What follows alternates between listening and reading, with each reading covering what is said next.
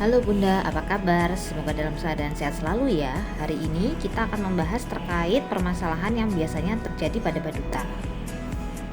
Ibu biasanya khawatir dengan berat badan anak yang susah naik ataupun susah turun. Namun pada usia balita, apakah hanya berat badan yang dijadikan indikator? Berikut penjelasan selanjutnya.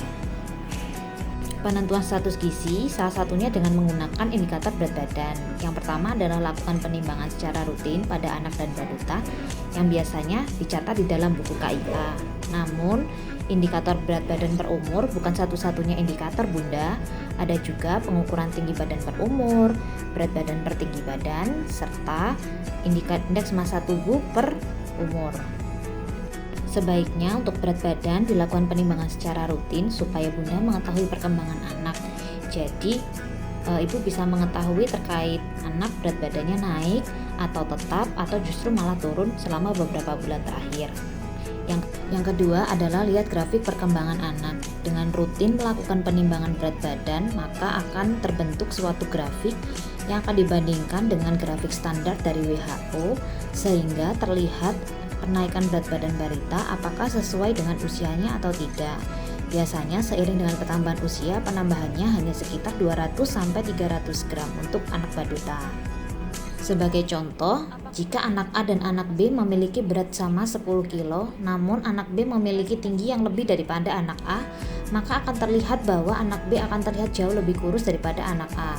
Hal ini menunjukkan bahwa berat badan tidak hanya dijadikan salah satu indikator untuk mengukur status gizi anak. Lalu permasalahan lain yang muncul adalah bagaimana jika anak memilih makanan. Anak yang memilih makanan biasanya terjadi pada usia 1-3 tahun dan mencapai puncaknya pada 2-6 tahun. Jadi pada masa itu diperlukan perlakuan khusus terhadap anak supaya tidak menjadi gangguan makan pada anak kelak.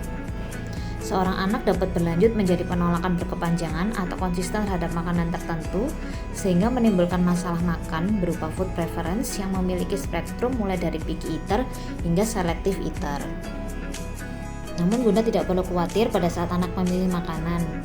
Mungkin makanan harus dijadikan dalam porsi kecil, kenalkan makanan secara bervariasi, paparkan terhadap makanan baru sebanyak 10-15 kali, dan berikan contoh makan yang menyenangkan seperti ibu mencontohkan makan, dan campurkan sedikit makanan baru dengan makanan yang ia sukai. Lalu bagaimana jika anak yang susah makan Bunda? Nah, penolakan makanan ini umumnya terjadi pada saat masa transisi dari makanan pendamping ASI atau makan mandiri, yaitu pada usia 6-3 tahun. Namun ada beberapa cara untuk menangani anak yang susah makan. Salah satunya adalah dengan menciptakan rasa lapar. Usahakan tidak memberikan makan atau minum di luar jam makan. Sebaiknya tidak memberikan camilan untuk menggantikan makanan besar. Dan yang terakhir adalah menghindarkan distraksi pada saat makan. Terima kasih telah menonton video ini, semoga bermanfaat. Sampai jumpa lagi.